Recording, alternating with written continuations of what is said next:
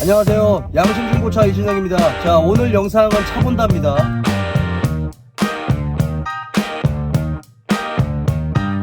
제가 오늘 봐드린 차는 랜드로버 디스커버리 4 3.0 SD V6 HS2 모델입니다. 2013년식 14년형이고 17만 킬로 정도 탔어요. 무사고 차량입니다. 인터넷에서 보시고 저한테 차 본다를 의뢰하셨어요. 그래서 제가 서울에 와서 차 상태를 전체적으로 확인했습니다. 시운전도 하고, 그 다음에 카센터 가서 차량 하부도 떠보고, 언더커버 다 뜯어서 확인하고, 그 내용을 고객님께 전해드렸습니다.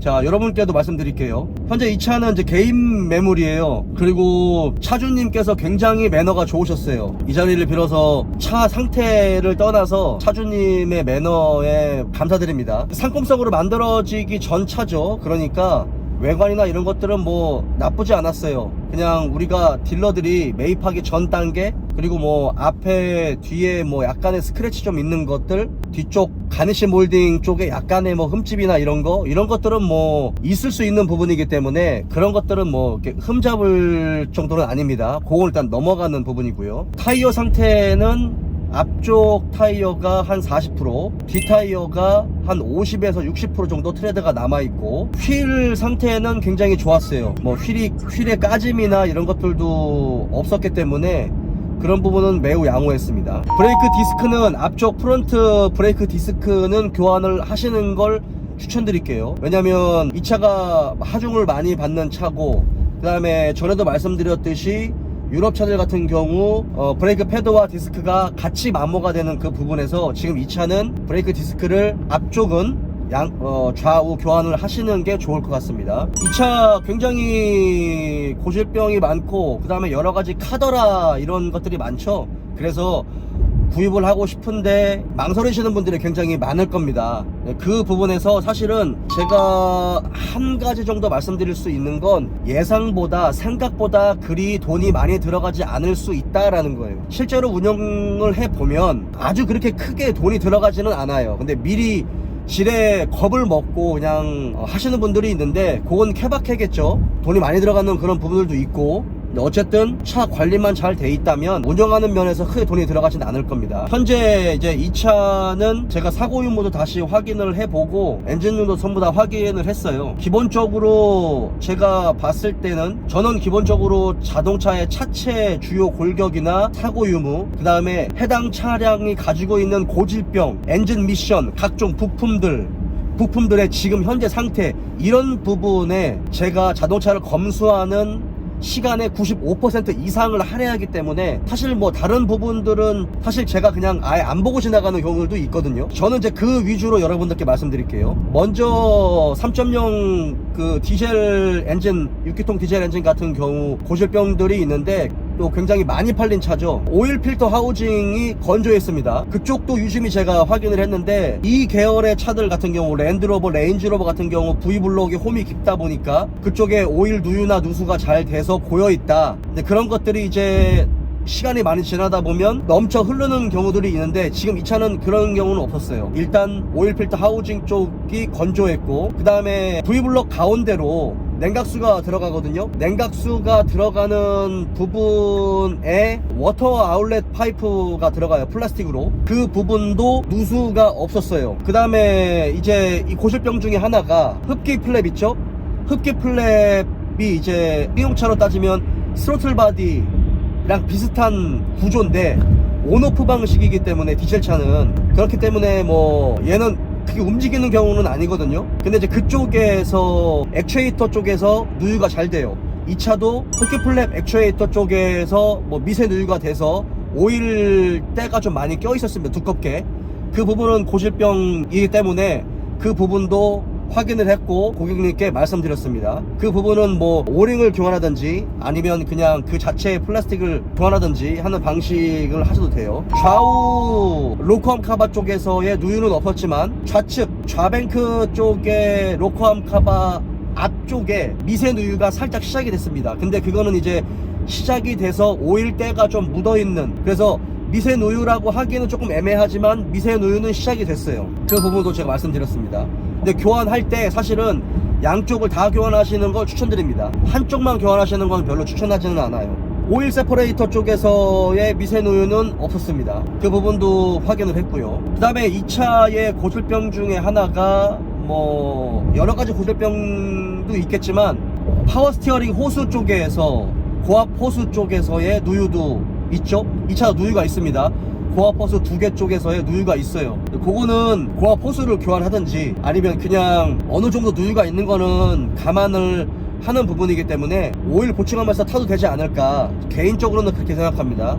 말씀은 그렇게 드렸고 누유가 있다라는 것도 제가 확인을 했습니다. 시운전을 오래 했어요. 한 1시간 정도 시운전을 했어요. 왜냐하면 그 서울 쪽인데 이게 제가 공임을 드린다고 해도 이게 차도 많고 그래가지고 차를 뜰 수가 없었어요. 그래서 거의 등촌동 쪽에 강서구 쪽까지 가서 확인을 했거든요. 그래서 사실 시운전을 굉장히 오래 했어요. 밟아보기도 하고 방지턱도 지나보고 했는데 그 부분에서의 잡소리나 이런 것들은 전혀 없었습니다. 뭐 차주분이 매너가 좋다라는 이유가 정말 많은 카센터를 다녔는데 정말 편하게 대해주셨어요. 카센터에 가서 차량 하부 다 떠봤습니다. 먼저 세컨 터보하고 메인 터보 쪽에서 누유가 없었어요. 특히나 세컨 터보 쪽을 걱정을 했는데 세컨 터보 쪽에서 누유가 없었습니다. 이게 만약에 딜러 차라고 하면 닦아놓을 수도 있겠죠. 티가 나거든요. 특히나 리턴 파이프 쪽에서도 그렇고 만약에 그쪽을 닦아놨다라고 하면 배기 파이프 쪽에 오일이 무조건 묻어 있어요. 근데 이 차는 그게 보이지 않았어요. 시운전을 하면서 차주분하고도 그 대화를 했거든요. 세컨 터보를 걱정을 많이 하신다, 우리 뭐 그 커뮤니티에서도. 근데 이제 약간의 미세누유는 대부분이 좀 다 있거든요. 제가 약간의 미세누유도 없는 차들은 약간 좀 너무 드물다라고 말을 했는데 이 차는 제가 판단하기에 배기 파이프 쪽에서의 기름기도 보이지 않았어요. 자, 메인 터보는 당연히 그런 부분들이 없었고 하부 엔진 오일 팬 가스켓에서 미세누유가 시작이 됐어요. 요거는 미세누유입니다. 누유로 흘러내리지 않았어요. 미세누유가 이제 시작이 됐다라는 거를 제가 확인을 했습니다. 오일 펌프 쪽에서의 미세누유가 시작이 됐어요. 이게 이제 12만 킬로대쯤에 전 차주분이 타이밍 벨트도 교환하고 워터펌프도 교환을 해서, 워터펌프가 정말 새 거예요. 17만 킬로를 탔는데 제가 언더카바가 이게 이 차가 3개가 있어요. 앞에, 중간에, 뒤쪽. 그걸 다 뜯었거든요. 그걸 안 뜯으면 사실 잘 안 보여요. 앞쪽을 안 뜯으면. 언더카바 뜯었을 때 워터펌프도 좀 괜찮았었고 겉벨트, 타이밍 벨트까지 같이 교환을 했어요. 근데 오일 펌프 쪽에서 미세누유가 시작이 됐어요. 여러분도 더 잘 아시겠지만 3.0 디젤이라든지 아니면 4.4 디젤도 마찬가지인데 3.0 디젤차 같은 경우, 특히나 랜드로버, 레인지로버 같은 경우, 디젤 같은 경우 오일 펌프의 토출 압력의 세팅이 조금 잘못되지 않았나, 아니면 이 한국의 도로 사정하고 정말 안 맞는 게 아닌가 싶을 정도로 크랭크 샤프트 쪽에 문제가 있습니다. 자, 그건 제가 전에도 여러분들께 말씀드렸고 이 차를 전문적으로 다루는 정비사 분들의 어떤 의견들을 조합했을 때 이게 장거리 항속주행을 많이 하는 나라나 그렇게 운영을 하셨던 분들 같은 경우는 굉장히 오래 잘 타는데, 이게 그냥 시내 주행만 하셨던 분들 같은 경우는 4만 킬로, 5만 킬로만 돼도 이게 고장나는 경우들이 있거든요. 그러니까 곳곳에, 아주 깊숙한 곳에 오일 윤활이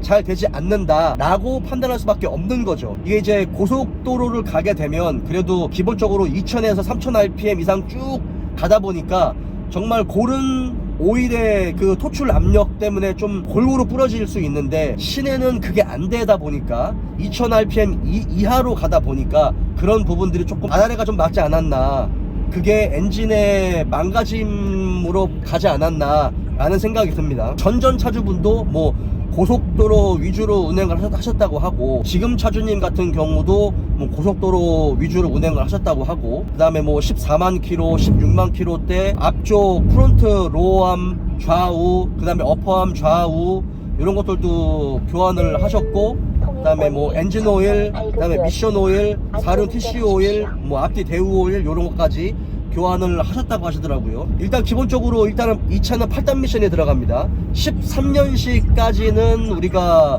ZF 6단 미션이라고 하는데 이 차는 14년형으로 들어가는 것 같아요. 그래서 ZF 8단 미션에 들어갑니다. 미션 오일 팬 끝에, 그러니까 사륜 TC 트랜스퍼 케이스하고 맞물리는 부분 쪽에 살짝 미션 오일 팬에 미세누유가 시작됐어요. 그것도 미세누유입니다.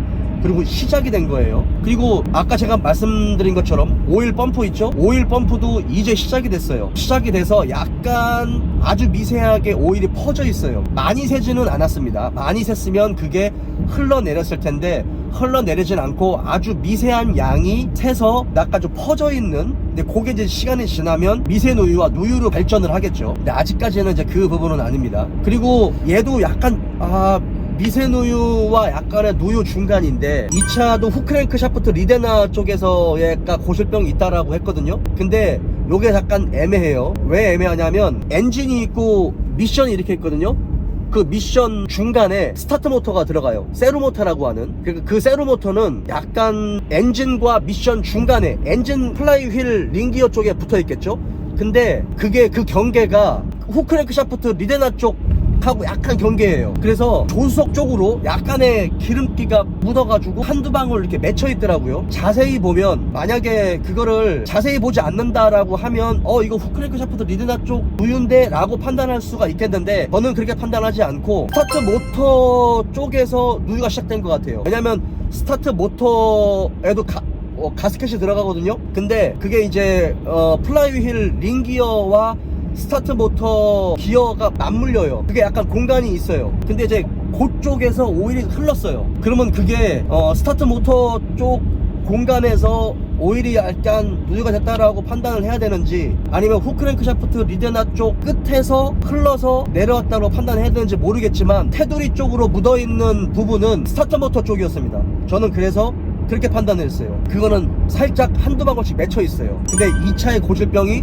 후크랭크 샤프트 리데나 케이스 쪽에서도 누유가 잘 돼요. 어쨌든 제가 보이는 판단은 그렇습니다. 트랜스퍼 케이스 누유는 없어요. 그리고 뭐 앞에 디퍼런셜, 뒤에 디퍼런셜 케이스 누유도 없습니다. 뒤쪽에 부식은 조금 있는데 그거는 다른 차들과 비교해서 모든 차들이 프런트보다는 리어 쪽이 이 이물질이 많이 묻어요. 그래서 부식이 좀 생길 수밖에 없는 부분이고, 특히나 지상고가 높은 차들 같은 경우는 조금 더 그렇습니다. 메인 프레임이라든지 이런 부분에 부식이 조금 생겼다 하더라도 그런 것들은 감안을 하실 수 있는 부분들이에요. 크게 흠을 잡을 필요까지는 없습니다. 뒤쪽 로암도 상태가 뭐 괜찮았어요. 왜냐면 잡소리가 전혀 나지 않았거든요. 냉간시에도 잡소리가 나지 않았습니다. 이 차가 냉간시에 시운전을 시작을 했는데 조금 초반에 조금 밟았어요. 저는 조수석에 타고 있는데 근데 약간 노킹 소리가 났습니다. 냉간시에. 근데 디젤 차 같은 경우는 기본적으로 노킹을 허용하는 엔진이고, 그 다음에 온간시가 아닌 열간시기 때문에 조금 두고 보자 라고 했는데, 열간시에는 그 노킹 소리가 현저히 줄어들었어요. 특히나 이제 냉간시에는 정비하시던 분들은 아시겠지만 피스톤이 약간 마른 목골로 돼 있어요. 살짝 요렇게. 그래서 세팅된 온도로 올라가면 금속도 열 팽창을 하거든요. 그래서 미세하게나마 피스톤이 요렇게 딱 꽉 낍니다. 그래서 압축링하고 오일링이 완벽하게 압착이 되는 그런 부분이 되죠. 그것도 처음에는 순환도로 달릴 때 약간의 노킹 소리가 나서 왜 노킹 소리가 좀 미세하지만 왜 노킹 소리가 나죠? 라고 했는데, 열간시에는 이제 그런 것들이 많이 좀 줄어들었어요. 그것도 고객님께 말씀드렸습니다. 디젤은 어느 정도 노킹을 허용한다 라는 건 아셔야 됩니다. 전체적으로 뭐 크게 흠잡을 거는 없었습니다. 미세 누유가 그 정도 부분에서 시작은 됐고, 약간의 누유가 맺혀 있는 부분들이 있었는데, 이 차종의 특성을 안다라고 하면 미세누유나 누유가 전혀 없는 차는 고르기가 쉽지는 않죠. 그런 부분에서 다른 차들하고 좀 비교를 해봐야 되겠지만, 오일이 막 흘러가지고 질질 새는 그런 정도는 아니다. 그런데 미세누유는 좀 시작이 됐다. 일단 뭐 세컨 터보와 메인 터보 쪽에서 건강했고, DPF 쪽에 경고등도 들어오지 않았고, 잡소리도 전혀 나지 않았고, 엔진 상태도 괜찮았고, 나머지 제가 앞에 말씀드렸었던 미세누유 같은 부분은 타고 다니시면서 조금씩 경정비를 하셔야 되지 않을까 라는 부분이 있는데, 오일이 더 많이 새는 차들도 사실은 뭐 그냥 잘 타고 다니시는 분들도 있거든요. 요거는 이제 차주분의 성향이다 보니까, 뭐 그렇다고 해서 오일이 미세누유가 있다라고 해서 이 차가 저평가돼야 된다 라는 거는 아닙니다. 미세누유가 이제 시작이 됐다 라는 부분이죠. 요 내용들 고객님께 다 전해드렸고, 그리고 제가 지금 차를 봤었던 그 부분들은 전부 다 확인을 좀 해드렸습니다. 자, 오늘 차보다 영상 여기까지입니다.